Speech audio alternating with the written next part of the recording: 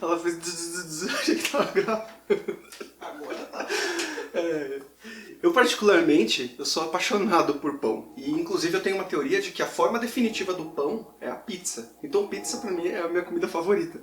Porque ela é um pão com uma cobertura gostosa. É a forma definitiva do pão. Você não precisa passar manteiga na pizza, você não precisa fazer nada na pizza. É só comer, ela já vem pronta e maravilhosa. Bom, enfim, esse vídeo não é sobre pizza.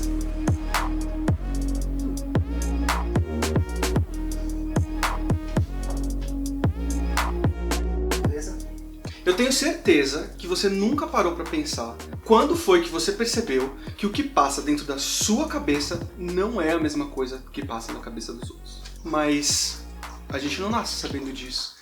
E na verdade, existem teorias que cachorros bebem água na hora que você vai filmar. Olha pra câmera. Olha lá. Ah, cara sem vergonha. Existem teorias que dizem que a gente, ser humano, só começa a aprender que existe uma diferença entre o que você pensa e o que os outros pensam a partir de 1 ano e meio de idade. E por que eu tô falando isso? Porque eu sou maluco? Porque eu não tenho nada pra fazer? Não tenho nada pra falar? Não vamos descartar essa possibilidade, né? Existe um grande problema que eu vejo que acontece quando as pessoas tentam explicar as coisas. O melhor cozinheiro do mundo pode te dar a melhor receita do mundo e ele vai fazer e vai ficar maravilhoso e você vai fazer e vai ficar uma merda. Existem muitos microprocedimentos que ela não passa. E não porque ela seja má, não porque ela queira que sua receita dê errado, mas na cabeça dela aquilo é tão natural que ela nem passa na cabeça dela falar pra você. Eu levei muito tempo pra aprender a fazer pão. Bom, calma, não sejamos pretensiosos. Porque existe uma curva de aprendizado de fazer pão, da onde você vai de completo idiota até totalmente padeiro. Eu tô aqui no meinho ainda, sabe? Mas você não precisa acreditar em mim. Eu fiz um pão hoje. Deixa eu pegar o pão. Ó quem quer pão. Aí, como é pão é bom, tá vendo? Como pão é bom. É mentira, mesmo que fosse qualquer pão ela ia querer. Ó, eu fiz esse pão hoje. Só tem metade porque eu já comi. Pode ver, ó, que é crocante. Agora já tá macio, né? Você pode ver que não tá duro, ó. Tá com a crostinha bem douradinha. Eu levei muito tempo para aprender a fazer esse pão. Muito tempo, alguns meses, né? Também não é algo assim. Por quê? Porque é uma coisa que você só aprende fazendo. Ninguém me deu o pulo do gato, eu tive que aprender. Quando você procura vídeo por aí te ensinando a fazer pão, existe muita frescura. Você precisa de um fermento do Himalaia alimentado com lágrimas de virgem. Não é a farinha que está impedindo você de ter esse pão desse outro pão.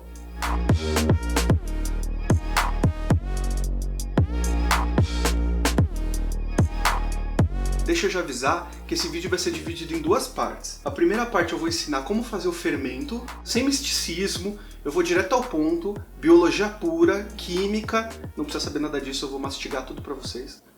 Que nojo, né? Vou mastigar tudo, pão, mastigar. Eu vou dar tudo mastigadinho pra vocês, então não se preocupem, vai dar certo. E a segunda parte vai ser o pão em si. Se você já tem um fermento, você pode usar, pula para a segunda parte. Mas eu recomendo que de qualquer jeito você acesse a primeira, porque vai ter bastante material para você entender o que está acontecendo por trás.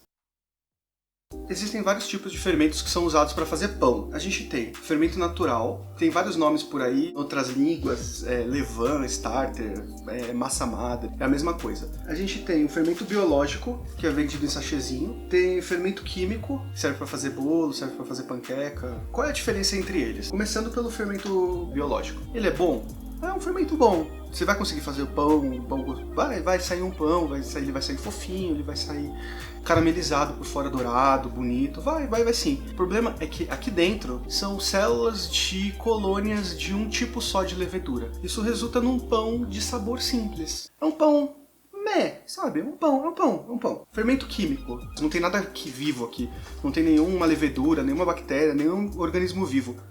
Jardinado. É simplesmente químico. Já no fermento natural, é o fermento mais simples de você fazer, o mais barato, ele dura pra sempre. E por que ele é diferente? Por que é um hype usar fermento natural? Porque as pessoas gostam de fazer hypes, né, obviamente, mas também porque ele faz pão com complexidade de sabor muito maior. E da onde vem essa complexidade de sabores? Vem das leveduras e bactérias selvagens.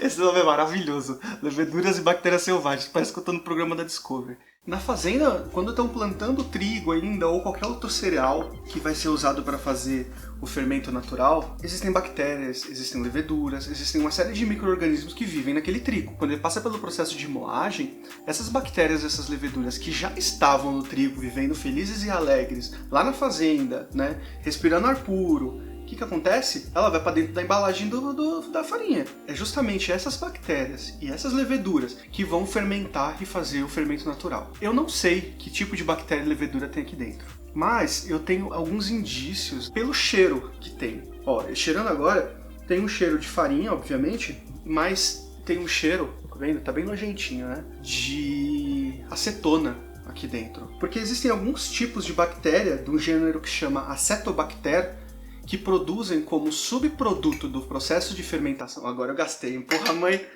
Agora todos aqueles anos de escola que você pagou pra mim valeram a pena agora, hein?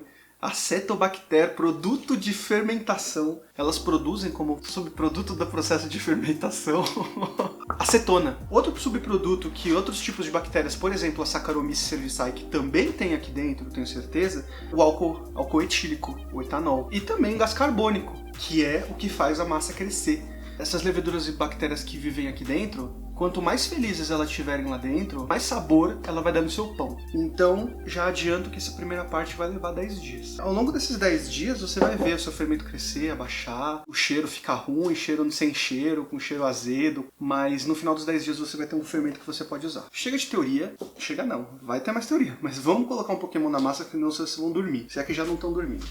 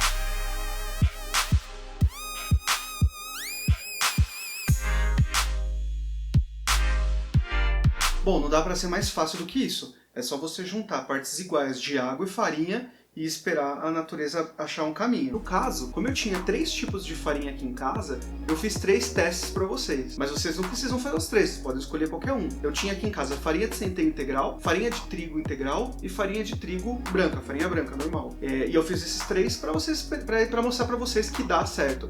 Mas elas são diferentes. Vocês vão ver que ao longo desses 10 dias, as farinhas vão se comportar de forma diferente. Uma farinha de centeio, ela absorve mais água, ela vai crescer mesmo, ela vai ficar mais dura. Uma farinha de trigo branco, ela vai ficar bem líquida. E elas são diferentes, mas no final das contas, o que a gente precisa são das bactérias e leveduras. Elas vão estar felizes em todas as farinhas e vai dar certo. Eu sei que às vezes nem tem região que não chegam farinhas importadas, que não chegam farinhas boas. Eu sei que nem todo mundo consegue comprar uma farinha mais cara. Então pode ir tranquilo, a farinha do mercado que você tiver em casa, que vier na cesta básica, não tem frescura, pode usar qualquer tipo de farinha. E o que a gente está buscando ao longo desses 10 dias são indícios claros de fermentação, alteração de cheiro, bolha, aumento de volume. Você vai reparar que a partir do volume inicial de fermento que você vai colocar no pote, esse fermento vai aumentar, vai chegar uma hora que ele vai parar de crescer e depois ele vai diminuir. É esse processo que a gente quer. Toda vez que você alimenta o seu fermento, ele vai subir e ele vai descer. Ele sobe porque você acabou de colocar comida nova para ele, farinha nova, que ele vai se alimentar. E é nesse momento que começa a diminuir que a gente dá mais comida para a bactéria.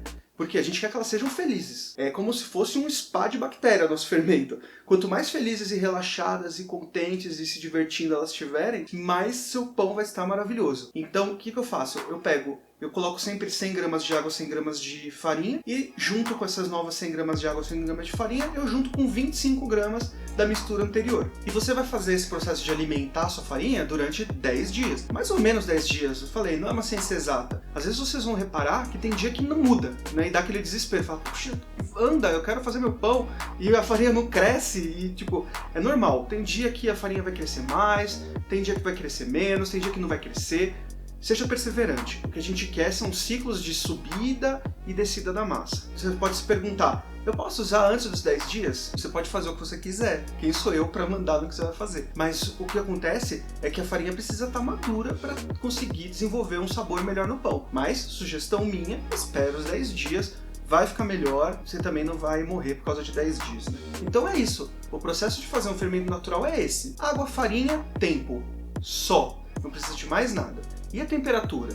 A temperatura influencia. Afinal de contas, existe uma temperatura ótima onde as bactérias e leveduras que estão dentro do fermento vão estar mais felizes e contentes. Mas a não ser que você more num país muito frio ou esteja num inverno muito rigoroso, essa temperatura vai desacelerar o processo, mas não vai ser um fator limitante. Para contornar esse tipo de situação, você pode, por exemplo, pegar o seu fermento e colocar dentro de um forno desligado, né, só com a luz ligada, porque a luz do forno já vai dar aquela esquentadinha no forno. Você pode também já usar água morna, claro, não água quente, porque se ela estiver muito quente, você vai matar as bactérias. O ideal é que esteja por volta de uns 30 graus a sua massa o tempo todo. De novo, não é uma ciência exata, segue que vai dar certo, vai testando. Outra coisa, vocês viram durante o vídeo que eu usei uma balança. Não é obrigatório usar a balança. Eu poderia dizer que pode comprar qualquer tipo de balança, tem balança baratinha, mas eu sei que baratinho é um conceito subjetivo. Eu sei que muita gente, 15 reais é muito dinheiro. Então, como a minha ideia é que todo mundo consiga fazer o pão, a única coisa que você precisa certificar é que você coloque um peso igual de farinha e de água.